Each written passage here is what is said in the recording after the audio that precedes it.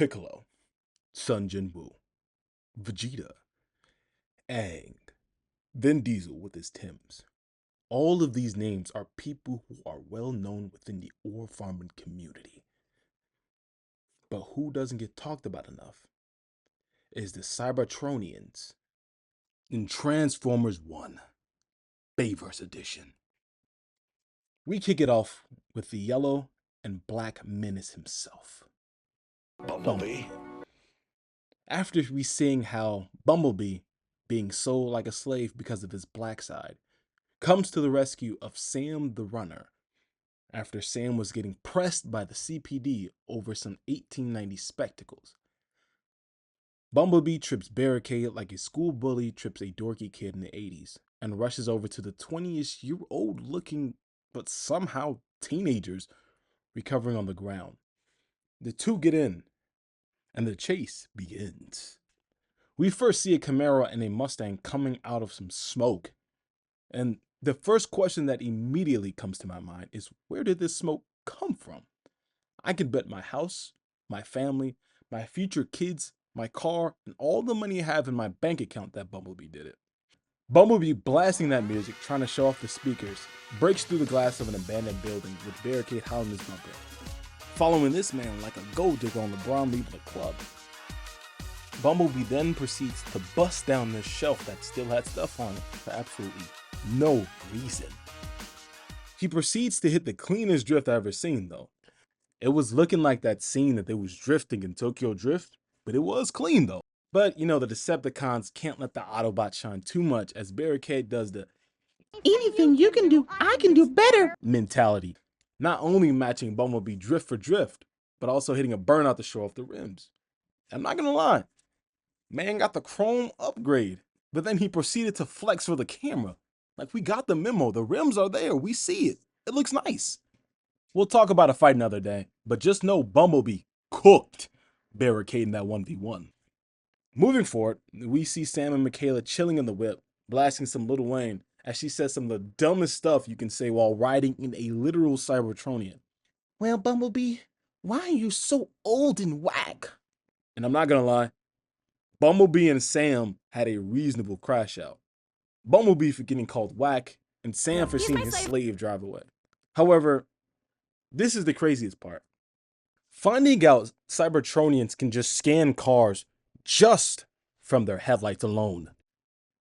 Bumblebee, however, decides to drive on two wheels, scanning a brand new Camaro and returning to the spot. The problem is, you're telling me nobody's seen a car on two wheels. Like, people on that mindset with that, hey, it's not my problem, 9 to 5 and I'm going home kind of mentality. Like, dag, man, I get it. Bumblebee, after getting a new upgrade, decides to pull up, blasting some Rick Ross music on his upgraded speakers, stopping in front of the two miners as to say, yeah, I'm up now. Alright, player, we got the memo. You clean. The fresh coat of paint and bumper job got Bumblebee acting up. It's like getting a new haircut and then going to get some groceries right after. Like, you clean. We got it. We see Bumblebee kidnap the duo in the back alley at night. And before we continue, you know Sam's parents don't care about their track star of a son at all. No phone calls, no pages, no police reports, nothing. And folks wonder why Gen Z be staying inside. As Bumblebee does breaking and entering, we see the rest of the Autobots pull up on Earth as they're having like the Saiyans arriving on Earth for the first time type beat. Splashing down, making craters. We see each Autobot leave their spaceship to get their new disguise. And if you pause at the right time, all of the aliens look like Kevin Durant. Each of the Autobots scan for their chosen vehicles. Ratchet gets an ambulance, Ironhide gets a GMC, Optimus with his flame truck, and Jazz gets a Pontiac. The thing is that you can scan any car, but you choose one of the smallest cars in existence. I mean, surely that won't backfire on them, right? After the Autobots cause more than 4 counts of malicious destruction of property, they all pull up to meet Bumblebee in the back alley. Now, you would think since it's night, they're gonna get a quick refuel at the gas station. But we won't get into that. The two Nobel Prize candidates decide to react to "Let's check it out, gang," playing a small game of chicken with a semi-truck. Now, here's the thing. When Cybertronians are in danger, we know that they can transform quick. However, in this scene, their transform is slow to try to show off, trying to impress their audience of 2 people. But hey, I'm not one to complain. As the cameraman is putting up some overtime getting some of these IG reels of Optimus, we see the rest of the Autobots transforming. And hold up, pause right here. Look in the back at this man, Jazz. This man decides to hit an acrobatic flip while the others are getting abnormal. Like, dog, Nike and Amazon are not doing a collab right now. You don't need the contract. You good. After the Autobots finish transforming, Optimus begins introducing them one by one to Sam and Michaela. We see the first Lieutenant Jazz immediately hits the Simone Biles into the I'm thinking pose. Jazz then proceeds to do a spin onto the car. Like, dog, chill out. I mean, but this IG game must be clean though. Got the flick caption, yeah, I'm like that. My ops better hide because I'm out here hunting. And we all know how that went down after Starscream tagged Megatron in the comments.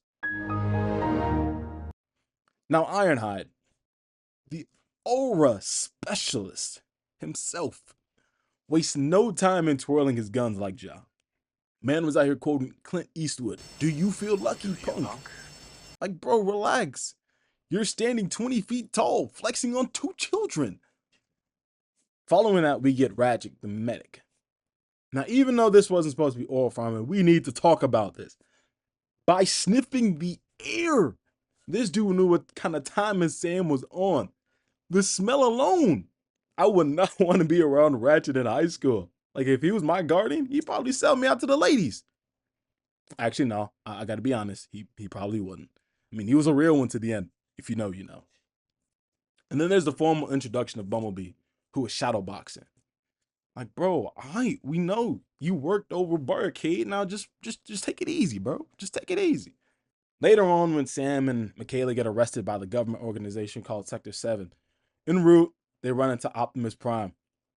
Now, this part right here is crazy. This man decides to flash his truck lights and make an entrance. And just listen to the music. Bulls are in trouble now. Gentlemen, I want to introduce you to my friend, Optimus Prime. Sam, on the other hand, is now the hype man of Optimus Prime, as well as being a track star. I mean, but low-key, this scene go nuts. You know the music is playing from Optimus' sound system. Like, come on. Like, he had the Batman soundtrack loaded and ready to go just for this moment. Man got the pull-up game like Dark Knight. Autobots come in, yoink the human weapons, and this part is absolutely crazy. Bumblebee must have seen the tapes of R. Kelly giving him that golden shower. Needs to be in robot confinement for that, because that is crazy. But if that ain't crazy enough, a few seconds later, we hear this. All right, tough guy, take it off. What are you talking about? Your clothes, all of it, off. Getting pressed by a 17-year-old to take off your clothes is absolutely atrocious. I mean, imagine explaining that whole thing to your supervisor, where in the report, there's rumors that you called this criminal who is 17 hot. And then turn around and you stripped in front of her when she asked you to give her your pants. Oh my gosh, that is crazy. Oh, we're gonna need Chris Hansen for these government folk. Some of them maybe went to the parties, man. This is wild. But moving on. Sector 7 calls their goons. Sam and Kayla get rearrested, and Bumblebee gets the icebox for lubricating on a human. However, we know that Sector 7 caught Megatron while he was lacking and kept them iced up. They messed up. To the next moment of ore farming. Starscream, who is entering the frame, immediately does a flip like he's competing in the horizontal high bar event. Like, bro, chill. I know you're the right-hand man, but you ain't got to do all that. Like, we got it. Ups the launcher and blasts the electrical grid. Megatron thaws out like a chicken in the bowl and busts out. And I'm not going to lie, he had one of the cleanest one-liners. I am Megatron. and then proceeded to see a lot of people go into their respawn bed. Afterwards, Megatron leaves and meets up with Starscream. And here's the craziest part. While Megatron was landing, why did Starscream fly under Megatron? Why? It's at this point, it's not just an Autobot thing. This has to be in all Cybertronians. Like before they are shipped out and brought online, there must be a code within like the Cybertronian CPU that makes them be flashy no matter what they do. But moving on with the plot, Bumblebee and gang dips out the back door with the cube of strange power as Optimus and his boys meet up with Bumblebee. Now, for some reason, they decide to take the cube to the crowded city. That is wild. But what's even more wild was the fact that they decided to make a music video and a commercial while meeting up with each other. An entire extended minute of them just driving towards each other. And Optimus Prime, Jazz, Ironhide, and Ratchet were constantly switching positions. 1 minute, Jazz was in the second position. Next minute, he's in the back. Like, yo, whoa, chill. Like, we go.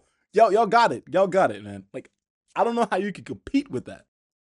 Then, to make it worse, in the extended cut, Bumblebee leaves the convoy to get some solo snaps of him. Like, okay, man, we get it. You're brand new. Like, my gosh.